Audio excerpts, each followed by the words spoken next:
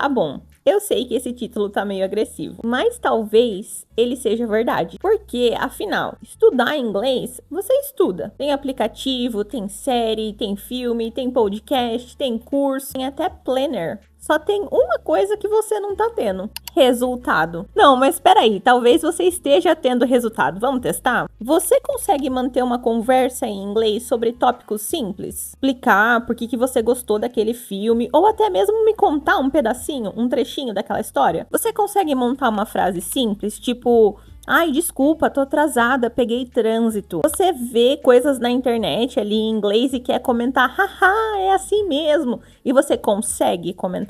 Porque você sabe comentar isso? Se você tá respondendo não ou mais ou menos para essas perguntas, é interessante você começar a pensar se o seu sistema de estudo tá sendo o correto para você. Porque talvez você realmente esteja estudando errado. Mas calma! Eu tô aqui para te dar um leque de possibilidades de como você pode tentar corrigir isso. Porque, sabe, você pode continuar salvando 1000 dicas de inglês, colecionando exercícios, site, planner, mas se você não consegue estruturar uma frase meio que automaticamente, não vai fazer diferença quantas aulas você assiste no YouTube para aprender inglês. E às vezes a gente acaba dando desculpas para nós mesmos, né? A gente fala que tem memória ruim, ou que não tem tempo suficiente, ou que talvez você não é para aquilo, você não é pro inglês, você não é para idiomas. Porque, sinceramente, às vezes é mais fácil mesmo dar essa desculpa do que a gente simplesmente admitir que a gente não sabe fazer uma coisa básica, que é estudar. Mas o que eu queria te falar é: caramba, eu demorei muito tempo para aprender a estudar. Eu fui uma aluna muito ruim na escola.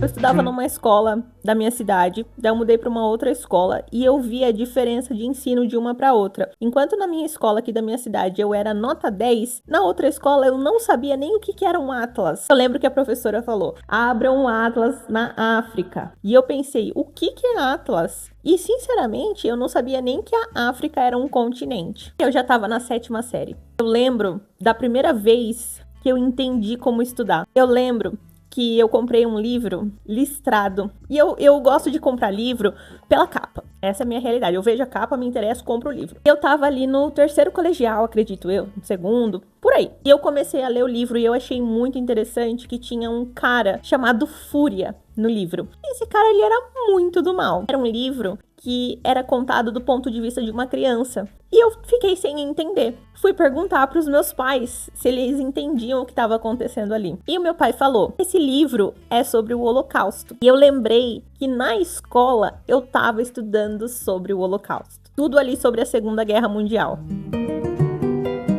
E eu achei muito interessante. Então eu estudei aquilo com muito prazer, relacionei com as coisas do livro, fui perguntar para os meus pais, fui perguntar para os meus avós o que eles lembravam. Meu irmão, meu cunhado, meu primo me mostraram outros filmes. Eu lembro que eu fiquei muito engajada com essa história. E eu não conseguia acreditar como aquilo tinha sido realidade mesmo. O que aconteceu? Eu, pela primeira vez, tirei uma nota 10 no meu 3º colegial. Primeira vez não, porque eu sempre fui bem no inglês. E ali, naquele momento, tudo fez sentido pra mim. Eu pensei: caramba, eu aprendi a estudar. Depois desse momento, foi quando eu comecei a me dedicar a entender como estudar. Então, não se sinta mal se por acaso você parar um pouquinho e pensar: caramba, será que eu estudo certo? Tem muitas coisas que a gente só aprende depois de adulto e tá tudo bem, tá tudo certo, sabe? O importante é a gente continuar aprendendo e o importante é a gente entender que a gente pode aprender em qualquer idade.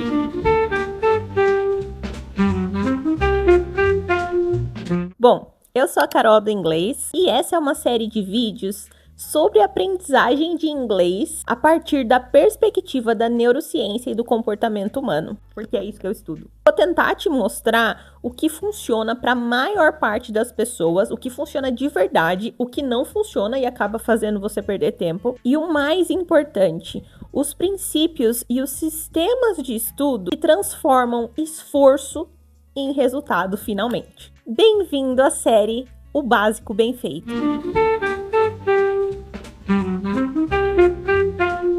Eu tô adorando ter voltado pro YouTube. Esse é o meu primeiro vídeo em 4 anos. Uma coisa que eu tenho reparado muito... Será que tá bonito?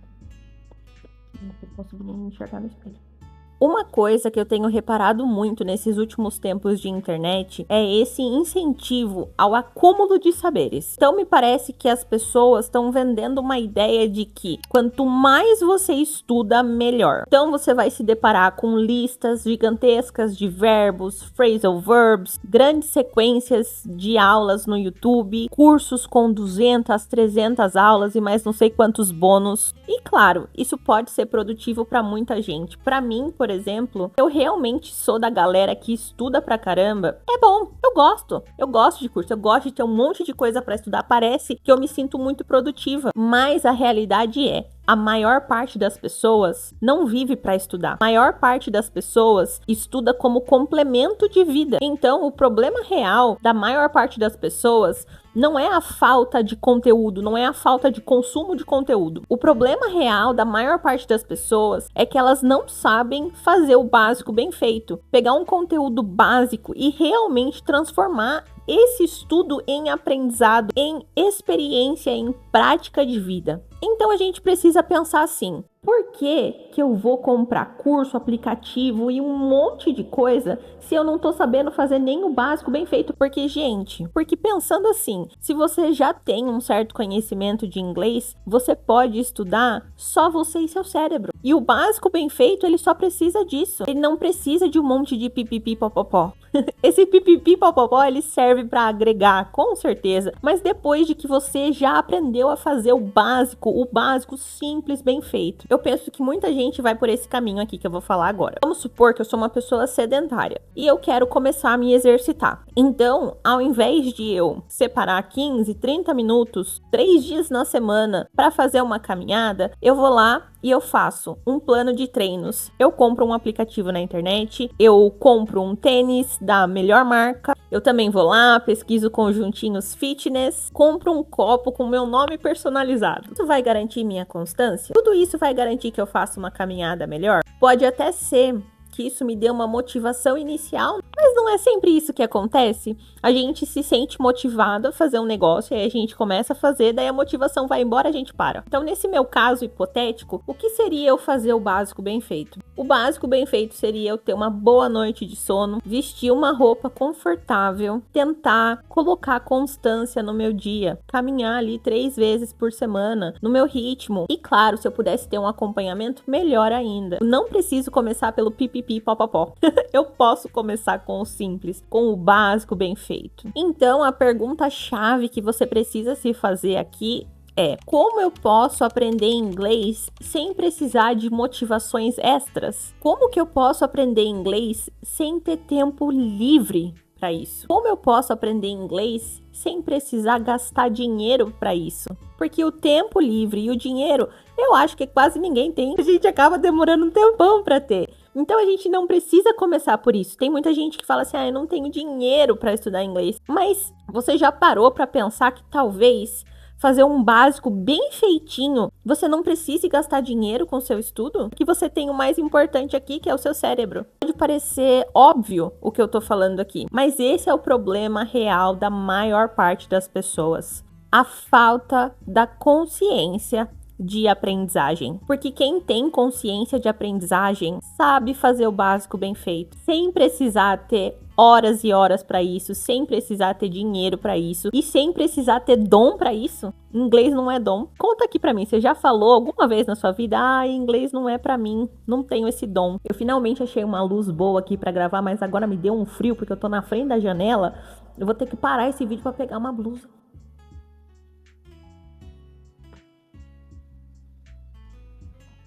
Eu ganhei essa blusa da minha tia no aniversário meu e ela é meu xodó.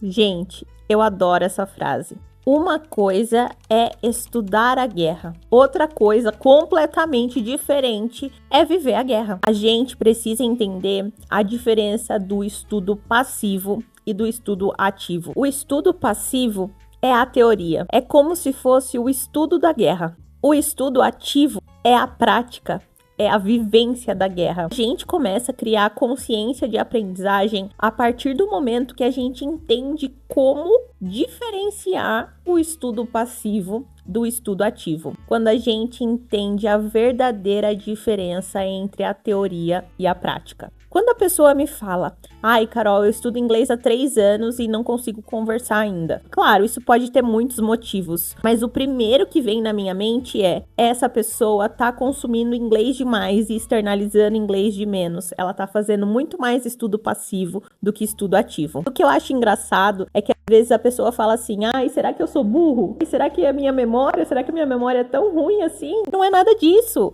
É só que a pessoa tá mais passiva do que ativa. E é isso que está prejudicando os resultados práticos dela, porque ela não está fazendo prática suficiente. Por exemplo, se você só consome inglês, os vídeos do YouTube, as suas séries, os seus filmes, as suas músicas, as dicas no Instagram, no TikTok, você só está fazendo estudo passivo. Você só está internalizando o inglês. Sinceramente, excelente, tá ótimo, continua fazendo isso. Assim, você nutre seu cérebro com muito conhecimento. Eu adoro a teoria, eu adoro internalizar o inglês. É muito importante de verdade para o seu resultado. O problema tá quando você só faz isso, você só internaliza. Então, se você só tá internalizando o inglês, você precisa entender que a fluência é o externalizar o inglês. Então, se você só consome, não espere fluência. Você pode esperar até aquele, eu até entendo inglês, mas falar mesmo assim eu não consigo. Porque a fluência, a sua comunicação, a sua expressividade,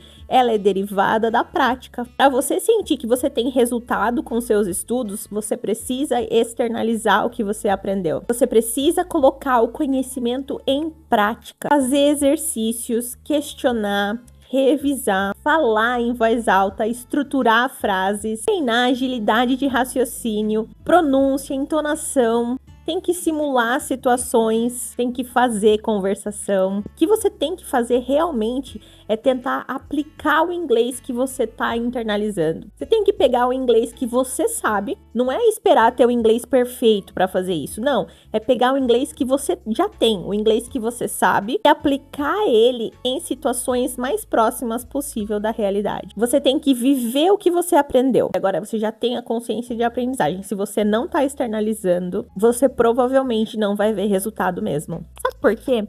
Porque o caos e a complexidade da prática dificilmente vai ser previsto pela teoria. Quer um exemplo certeiro mesmo? Pensa só. 2 pessoas. Uma pessoa vai lá, pega o livro do CFC e um manual de como dirigir. E a pessoa vai lá e estuda por 2 horas. Ela separou 2 horas do dia dela para fazer isso. Aí tem a segunda pessoa. A segunda pessoa, ela pega o livro do CFC, ela dá uma olhada, ela estuda o manual por 15 minutos e ela pega 30 minutos para dirigir. E isso todo dia. A primeira pessoa passa 2 horas estudando como dirigir todo dia. E a outra pessoa passa 15 minutos estudando e 30 minutos dirigindo. A minha pergunta para você é: quem tem mais probabilidade de aprender a dirigir? Não é difícil saber. Aquele que enfrentou a realidade, ele viveu o caos da prática. Cachorro atravessando a rua, gente fora da faixa de pedestre, gente fora da calçada, seu carro morrendo e você tendo que ligar ele no meio de uma lombada. Na subida, um carro parou na sua frente. E agora? Você nervosíssimo, gente falando no seu ouvido, o seu cérebro tendo que pensar em 1000 coisas diferentes ao mesmo tempo, enquanto você tá ali com a sua vida em mãos e a vida das pessoas que estão no carro e as pessoas que estão à sua volta. Gente, dirigir pra mim é muito difícil, eu dirijo, tá? Mas eu acho muito difícil.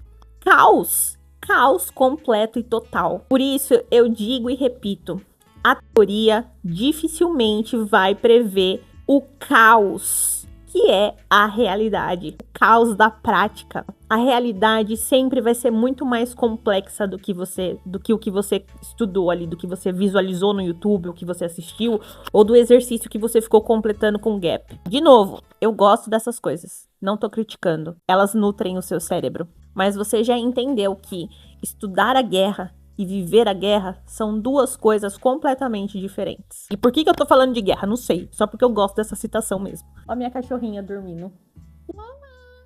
Boa. Oi, bebê.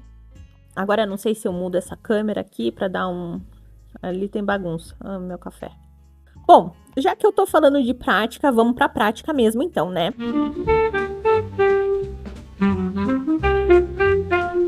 Se você acha que assistir 10 vídeos de como se apresentar em inglês vai valer mais do que você pegar um espelho e se apresentar em voz alta, você provavelmente está enganado. Você quer se apresentar em inglês com confiança? Sabe o que você faz? Pega seu caderno e assiste mesmo 1, 2, 3 vídeos de como se apresentar. Anota o que você acha legal e vai se apresentar sem ler.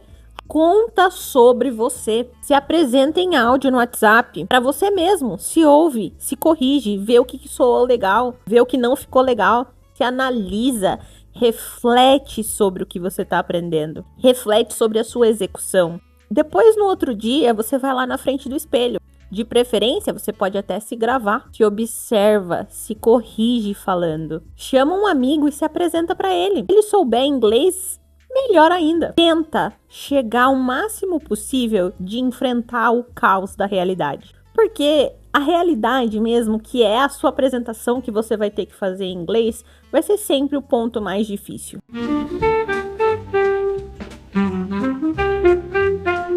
Deixa eu te apresentar um negócio que eu criei aqui da minha metodologia neuroinglês. É o pilar número 1. Se chama método VEC.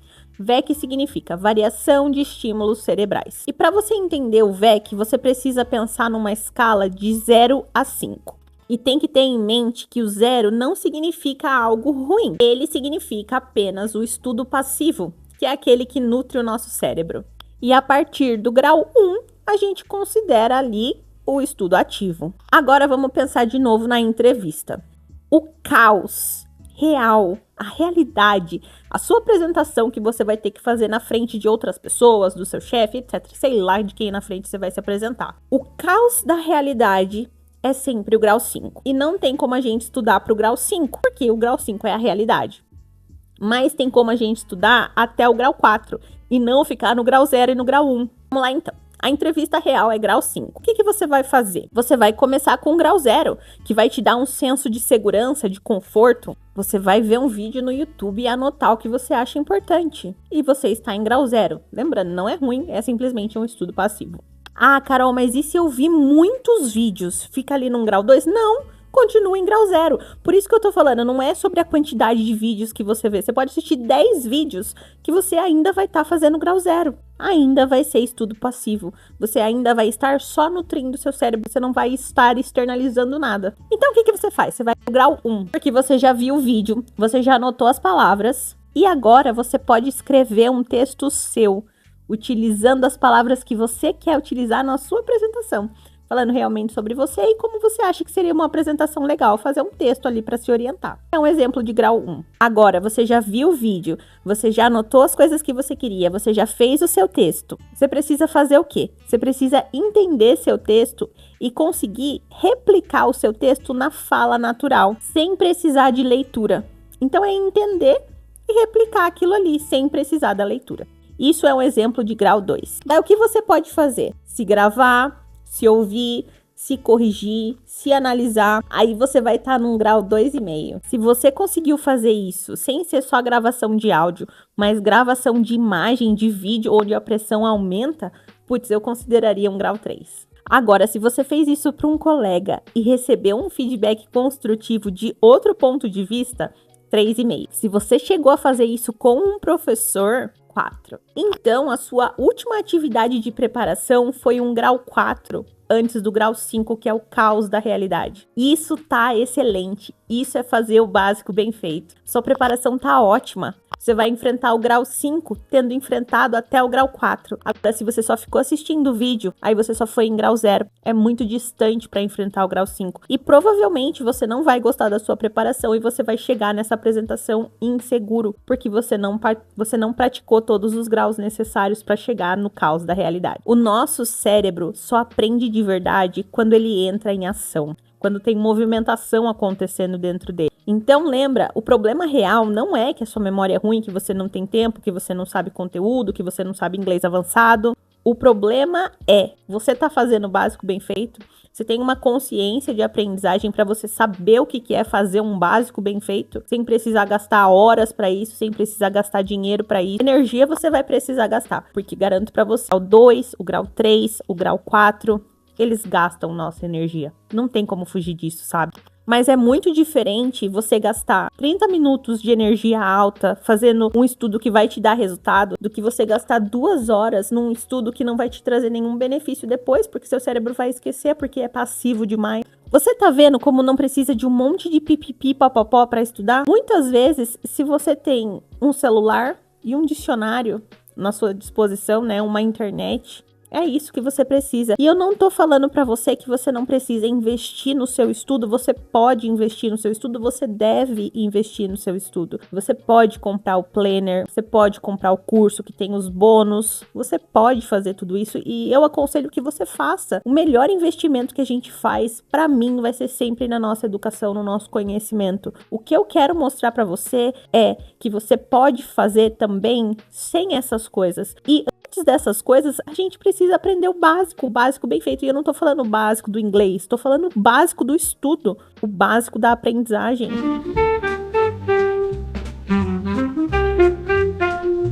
Vou falar aqui pra você, então, os 3 pilares do básico bem feito e um a mais, que eu acho que sempre acrescenta. Por que eu não falei 4, então? Eu não sei.